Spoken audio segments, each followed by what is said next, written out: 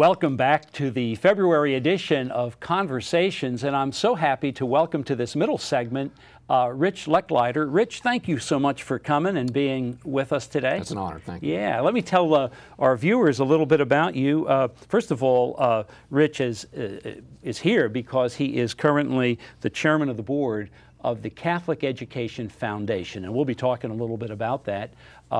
When he's not working in that capacity, and that's almost been full-time for you, Rich is actually the vice president and the chief financial officer of Kindred Healthcare, and in fact, this month marks his 10th anniversary in that responsibility. You began in 2002. Absolutely. I know that you and your wife Janice and your 4 children are active members of Holy Spirit Parish, so we're really happy to be here. Rich, you know this because we've been working together. I know you're a dynamo, and I need to ask you, as such a successful business leader within the community, what motivated you to become involved with promoting Catholic education and specifically the Catholic Education Foundation? It began in '97, by the way. I was supposed to say that. The foundation is now inching toward now 15 years old. Well, Archbishop, I'm one of 9 kids. I grew up here in Louisville. And really received many blessings from my parents. I think Catholic education was really one of the most important. Where'd you go to school? I'm a St. Stephen Martyr kid. St. Stephen Martyr? Mm-hmm. I'm a St. X graduate. Oh, good. I'm a Xavier University graduate. Oh, my gosh. Up the road in Cincinnati. So for me, 16 years of Catholic education really changed my life, and for my siblings as well. And we've been so blessed as a result of that. So when Janice and I began the work of raising our own children, it became abundantly clear to us that was the way for us to go.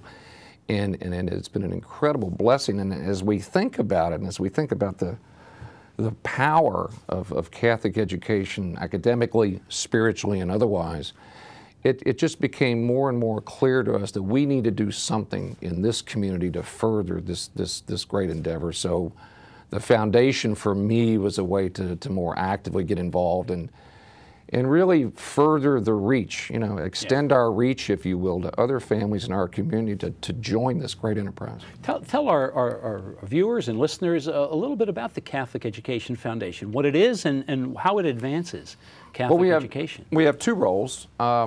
We administer an endowment. We have about a $17 million endowment. We administer those investments. And much of that came from contributions in the early '90s when the Archdiocese we had a great its campaign. capital campaign under Archbishop Kelly and raised about $16 million. Exactly. And since then have been making grants for really 4 reasons. Tuition assistance is our primary drive, but we also fund religious education, professional development, and technology needs in our elementary schools as well. So really, every young person involved in Catholic schools or religious education in some ways is touched through the Catholic Education Foundation. Absolutely, and we're evolving as an organization. Not only are we administering the funds, but we're also becoming a fundraising organization of our own, because we think it's really important to really grow this foundation. You've set the goals high, haven't you? You've increased. We have, and we did about $1.8 million in grants this past year. $1.1 million was for elementary tuition assistance, $400,000 to our high schools, and the remainder for the other 3 causes I talked about.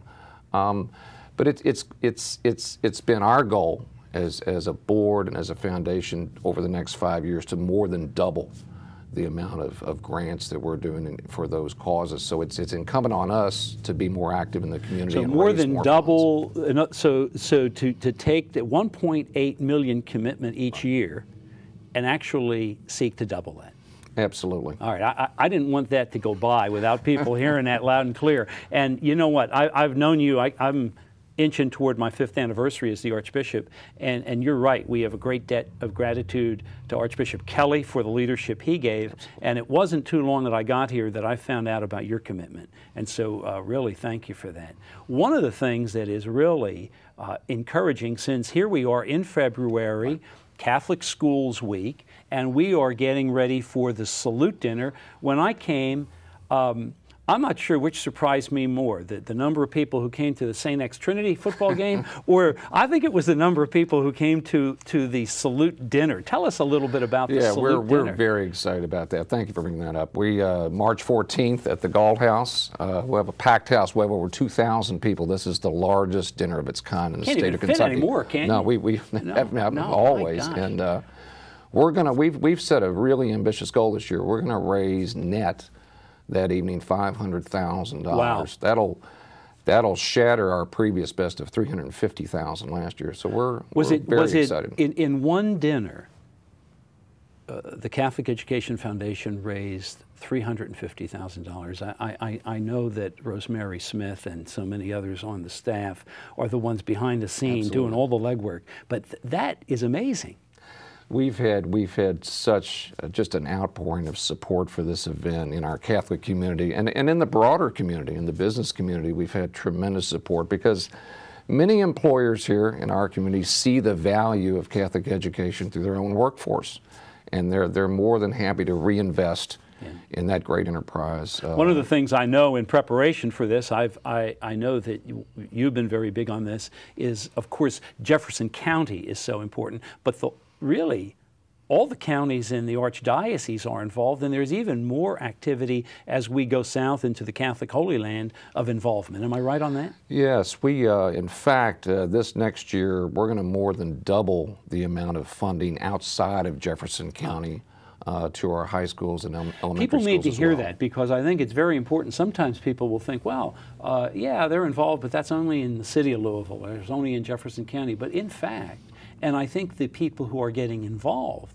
are also coming from parishes both within the city and beyond. No, we're extending our reach. I'm excited about that, and both in the county and certainly outside. And again, within our goal to dramatically increase the funding, we are going to reach out to more families to join our Catholic education experience. Excellent. Excellent. Tell us a little bit, if somebody's listening, there are Catholics and there are people of goodwill who you mentioned earlier, who said, well, I'm a proponent of Catholic education. You know that I'm strong in maintaining Catholic excellence in education, but also Catholic identity, and you're strong on both of those capacities too. But what can someone do if they're a Catholic family, or if they're people of goodwill that want to support? Well, I kind of look at it very simply. I think it's important for all of us to support our young families in our parishes, primarily around our parish schools. These are young families who have children 3 and 4 years old who are trying to figure out how to navigate their educational path going forward. That's really making decisions on their those are long-term decisions. Yeah, so yeah. to reach out to them and say, this is a big financial commitment. Catholic education is expensive. Right. And we want you, as part of our community, we're willing to help you financially be part of this community when your children are just starting out. Right. That has great benefits for those kids and those families for years and years to come. So we have the benefit. We have the Salute.